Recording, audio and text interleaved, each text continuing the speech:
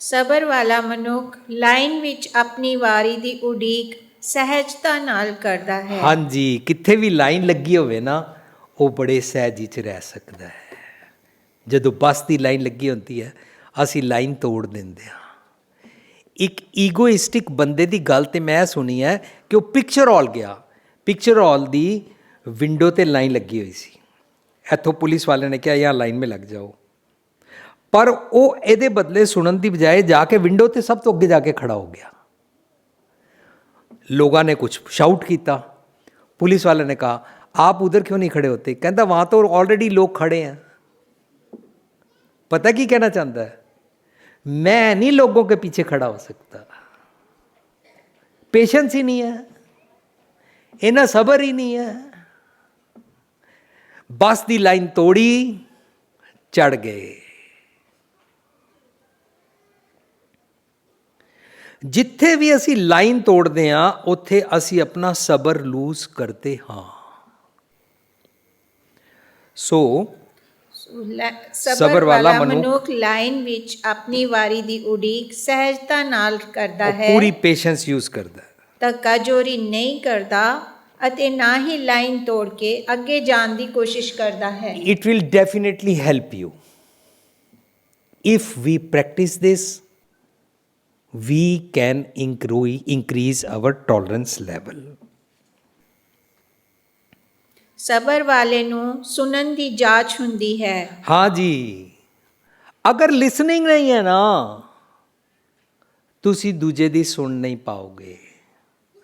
ਜਪਜੀ ਸਾਹਿਬ ਵਿੱਚ ਅਸੀਂ ਸੁਣਿਆ ਦੀਆਂ 4 ਪੌੜੀਆਂ ਡਿਸਕਸ ਕੀਤੀਆਂ, ਔਰ ਸੁਣਨ ਤੋਂ ਬਾਅਦ ਹੀ ਮੰਨਣ ਦੀ ਅਵਸਥਾ ਆਂਦੀ ਹੈ। If you can not ਲਿਸਨ, then you cannot practice. ਸੁਣਨ ਵਾਲੇ ਦੀ ਜੇ ਅਵਸਥਾ ਨਹੀਂ ਹੈ, ਉਹ ਨਹੀਂ ਪ੍ਰੈਕਟਿਸ ਕਰ ਰਿਹਾ, ਮਾਨੋ ਉਹ ਸਬਰ ਲੂਜ਼ ਕਰ ਰਿਹਾ ਹੈ। But day by day we are losing our sabr, that's why we are not able to listen.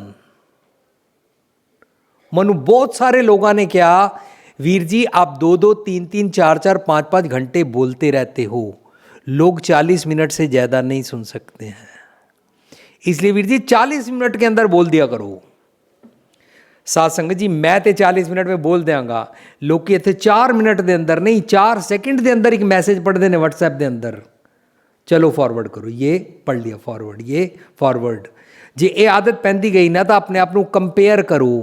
पुराने ज़माने में लिफ्ट होती थी, उस लिफ्ट में हम चढ़ते हैं, सीढ़ियाँ चढ़ने की तो बात अलग रही, लेकिन जब हम लिफ्ट में चढ़ते थे तो लिफ्ट का एक जंगला लोहे का पहले ऐसे बंद करते थे, फिर एक दूसरा जंगला बंद करते थे, और लिफ्ट पैसेंजर मेल की तरह डिचकू करती आस्ता आस्ता आस्ता आस्ता दूसरे लेवल पे जाती थी ना।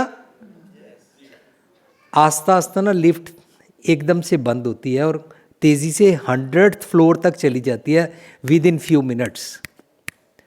अब हमको तकलीफ़ होती है, क्यों? अगर उस पुरानी लिफ्ट में बैठना पड़े ना, तो हम नहीं बैठ पाते हैं। पता है क्या हुआ?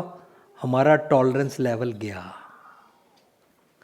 पुराने ज़माने में हमारे घर मिट्टी का बर्तन होता था या पीतल का बर्तन होता था, उसको पंजाबी च बोलते ने बलटोई, कुन्नी, ਉਹਦੇ ਅੰਦਰ ਸਵੇਰੇ ਦਾਲ ਰੱਖਦੇ ਸੀ, शाम को जाके दाल बनती थी। पता क्या, पूरे टब्बर और मेरी मदर, साडी माँ, सब दी ਸਬਰ ਦੇ ਨਾਲ ਦਾਲ ਬਣਾਉਂਦੀ ਸੀ, ਹੈਲਦੀ ਹੁੰਦੀ ਸੀ, ਔਰ ਸਾਰਿਆਂ ਨੂੰ ਸਵਾਦ ਵੀ ਬੜੀ ਲੱਗਦੀ ਸੀ, ਔਰ ਸਾਰੇ ਸਿਰਫ ਦਾਲ ਨਾਲ ਹੀ ਰੋਟੀ ਖਾ ਲੈਂਦੇ ਸੀ, ਕੋਈ ਬਾਜ਼ਾਰੋਂ ਪੀਜ਼ਾ ਆਰਡਰ ਨਹੀਂ ਸੀ ਹੁੰਦਾ, ਔਰ ਸਾਰਿਆਂ ਦੀ ਹੈਲਥ ਵੀ ਬੜੀ ਵਧੀਆ ਸੀ। ਲੇਕਿਨ ਅਸੀਂ ਉਸ ਲਿਫਟ ਦੇ ਕੰਪੈਰੀਜ਼ਨ ਵਿੱਚ ਉਹ ਸਬਰ छोड़िया, विद इन 5-10 मिनट्स हमने सब्जी को कुकर में कुक किया, जल्दी से तो बन गई, पर उसके न्यूट्रिएंट्स सारे मर गए, हेल्थ खराब हो गई। छोड़िया पता कि सबर। सो छेती छेती ਇਹਦੇ ਚੋਂ ਮੈਸੇਜ ਪੜ੍ਹ ਕੇ ਦੇਖ ਲੈਣੇ ਔਰ ਕੱਟ ਦੇਣੇ, ਸਾਨੂੰ ਪ੍ਰੈਕਟਿਸ ਕਰਨੇ ਨਹੀਂ ਆਣਗੇ। अगर डॉक्टर ने 5 साल लगाए बड़े सब्र के साथ, उसको MBBS करने के बाद डिग्री मिल गई, लाइसेंस मिल गया, doctor sincerely knows, truly knows how to diagnose, पर डॉक्टर कहे ये तुम्हारा शरीर है, ये तुम्हारा गला खराब है, और ये तुम्हारे गले में यहाँ से लंग्स में से यहाँ से हवा आ रही है, तुमको गरारे करने हैं, ये दवाई खाओ, जाओ यहाँ से निकलो बाहर, एंड जल्दी कर देगा ना, कोई मरीज नहीं ठीक होएगा। ਤੁਸੀਂ बड़े आराम ਦੇ ਨਾਲ ਡਾਕਟਰ ਕੋਲ ਬੈਠਦੇ ਹੋ। जे डॉक्टर छेती नाल ਤੁਹਾਨੂੰ बुलाए, क्या नाम है, कहाँ से आए हो, क्या हुआ है, खांसी लगी है, गरारे कर लेना और गोली खा लेना, चंगा जाओ, पैसे 1000 रुपये, ਤੁਸੀਂ ਬਾਹਰ ਨਿਕਲੋਗੇ, ਡਾਕਟਰ ਨੂੰ ਗਾਲਾਂ ਕੱਢੋਗੇ, क्या डॉक्टर बैठा नहीं, बात ही नहीं की। There you want to practise the सबर, देयर यू वांट सबर from the doctor also. Doctor साहब जरा आराम से देखो ना, मेरे को तकलीफ है, जल्दी जल्दी दवाई मत लिख देना, काइंडली यूज योर सबर, काइंडली यूज योर विजडम। ਉੱਥੇ ਚਾਹੁੰਦੇ ਹੋ ਨਾ ਠੀਕ ਹੋਣ ਵਾਸਤੇ, ਸਹੀ ਐਸ ਔਰ ਨੋ। ਇਹਦਾ ਮਤਲਬ ਸਾਨੂੰ ਜੇ ਸੁਧਰਨਾ ਹੈ, ਸਾਨੂੰ ਜੇ ਆਪਣੇ ਅਵਗੁਣ ਸਵਾਰਨੇ ਨੇ, ਅਵਗੁਣ ਛੋੜ ਗੁਣਾ ਕੋ ਧਾਵੋ ਕਰਨਾ ਹੈ, ਤਾਂ 40 ਮਿੰਟ ਦੇ ਅੰਦਰ ਸ਼ਾਰਟਕਟ ਛੇਤੀ ਛੇਤੀ 4-4 ਮਿੰਟ ਵਾਲੇ ਮੈਸੇਜ ਪੜਨ ਦੇ ਨਾਲ ਨਹੀਂ ਅਸੀਂ ਸੁਧਰਾਂਗੇ। ਸਾਨੂੰ ਮੈਨੀ ਆਵਰਸ ਦੀ ਪ੍ਰੈਕਟਿਸ ਕਰਨੀ ਪਏਗੀ, ਤਾਂ ਕਿ ਸਿੰਪਟਮਸ, ਆਫਟਰ ਇਫੈਕਟਸ, ਉਹਦੇ ਨੁਕਸਾਨ, ਫਿਰ ਉਹਦੇ ਸੋਲੂਸ਼ਨ, ਇਹ ਸਾਰੇ ਫਿਰ ਆਪਣੇ ਤੇ ਟੁਕਾ ਕੇ ਸਿੱਖਾਂਗੇ, ਤਾਂ ਸਾਡਾ ਜੀਵਨ ਬਦਲੇਗਾ। ਅਦਰਵਾਈਜ਼ ਤਾਂ ਇੰਝ ਹੋ ਸਕਦਾ ਕਿ ਅਸੀਂ ਅਗਲਾ ਸੈਮੀਨਾਰ 40 ਮਿੰਟਾਂ 'ਚ ਭੋਗ ਪਾ ਦਈਏ। ਸੋ ਉਹ ਕੀ ਕਰਦਾ ਹੈ, ਸਬਰ ਵਾਲੇ ਨੂੰ ਸੁਣਨ ਦੀ ਜਾਚ ਹੁੰਦੀ ਹੈ, ਉਹ ਦੂਜਿਆਂ ਨੂੰ ਗੱਲ ਕਰਦਿਆਂ ਨਹੀਂ ਟੋਕਦਾ। ਲੋ ਜੀ, ਸਾਡੇ ਅੰਦਰ ਨਾ ਸੁਣਨ ਦੀ ਆਦਤ ਨਹੀਂ ਹੈ ਨਾ, ਇਸ ਕਰਕੇ ਦੂਜਾ ਗੱਲ ਹੀ ਕਰਨ ਲੱਗਦਾ ਨਾ, ਅਸੀਂ ਉਹਦੀ ਜ਼ਬਾਨ ਕੱਟ ਲੈਂਦੇ, ਇੱਕਦਮ ਪਕੜ ਲੈਂਦੇ, ਇੱਕਦਮ ਵਿੱਚੋਂ ਇੰਟਰਪਟ ਕਰ ਜਾਂਦੇ ਆ, ਸੁਣਦੇ ਹੀ ਨਹੀਂ ਆ। ਉਹ ਕੁਝ ਹੋਰ ਕਹਿਣਾ ਚਾਹੁੰਦਾ ਸੀ। जितना ਅਸੀਂ ਸੁਣਨ ਦੀ ਆਦਤ ਪਾਵਾਂਗੇ, ਉਤਨਾ ਸਬਰ ਵੱਧਦਾ ਹੈ, ਔਰ ਜਿਤਨਾ ਸਬਰ ਵੱਧਦਾ ਹੈ, ਉਤਨੀ ਦੂਜੇ ਦੀ ਗੱਲ, others point of view, that is the art how to talk to the people, how to listen to the people, how to converse, समाज में कैसे बात करते हैं। ਸਾਨੂੰ ਆਦਤ ਪਏਗੀ, ਅਸੀਂ ਸਹੀ ਮੈਨੇ 'ਚ ਖੁਦਾ ਦੇ ਨੇੜੇ ਹੋ ਜਾਵਾਂਗੇ, ਅਸੀਂ ਸਹੀ ਮੈਨੇ 'ਚ ਸਬਰ ਸਿੱਖ ਕੇ ਦੂਜੇ ਦੀ ਗੱਲ ਸੁਣਾਂਗੇ। ਸੁਣਦੇ ਹੀ ਨਹੀਂ। ਇੱਕ ਬॉस ਨੇ ਕਿਹਾ, ऑलवेज कस्टमर इज राइट, सो तुम मत बोला करो बीच में, जो कस्टमर कहे वो राइट होता है। ਹੁਣ एक दिन कस्टमर आया और काउंटर ਦੇ ਪਿੱਛੇ ਖੜੇ ਐਮਪਲੋਈ ਨੂੰ ਕੁਝ ਕਹਿ ਕੇ ਗਿਆ, ਤਾਂ ਉਹ ਬੌਸ ਪਿੱਛੋਂ ਦੇਖ ਰਿਹਾ ਸੀ। ਬੌਸ ਪੁੱਛਦਾ,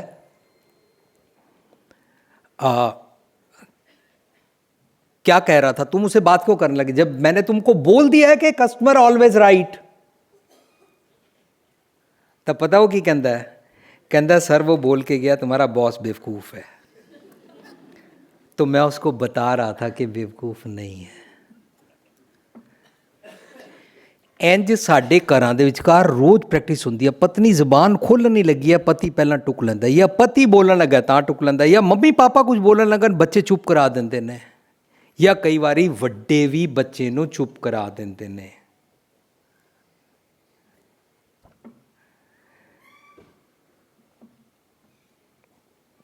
ਔਰ ਟੀਚਰਸ ਨੂੰ ਤਾਂ ਬਿਲਕੁਲ ਸੁਣਨ ਦੀ ਪ੍ਰੈਕਟਿਸ ਨਹੀਂ ਹੁੰਦੀ। टीचर सोच रही होती है हम पढ़े लिखे हैं, हमको पढ़ाने आए हो। एक टीचर ने बच्चे ਨੂੰ ਪੁੱਛਿਆ ਤਾਂ ਬੱਚੇ ਨੂੰ ਫੇਲ ਕਰ ਦਿੱਤਾ। ਬੱਚਾ ਕਰ ਗਿਆ, ਰਿਪੋर्ट कार्ड फेल। पापा ने पागल, तेरे को मूर्ख, तेरा मम्मी पापा कहलवाने में शर्म आ रही है, दिस एंड दैट। अल्टीमेटली बड़े प्यार ਦੇ ਨਾਲ ਰਾਤ ਨੂੰ ਬੱਚੇ ਨੂੰ ਛਾਤੀ ਨਾਲ ਲਾ ਕੇ ਮੰਮੀ ਨੇ ਪੁੱਛਿਆ, बेटा पूछा क्या था टीचर ने? तो बच्चे ने बोला कि मम्मी मैंने ना टीचर ने पूछा था आई के साथ सेंटेंस बनाओ। तो मैंने जो ही बोला आई इज, तो टीचर बोली पागल, फेल, आई के साथ इज लगता ही नहीं।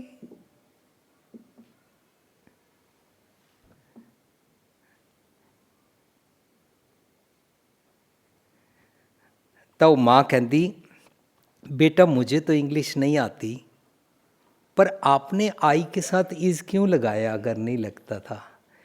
कहता मम्मी मैं ना टीचर को बता रहा था I is a alphabet after H.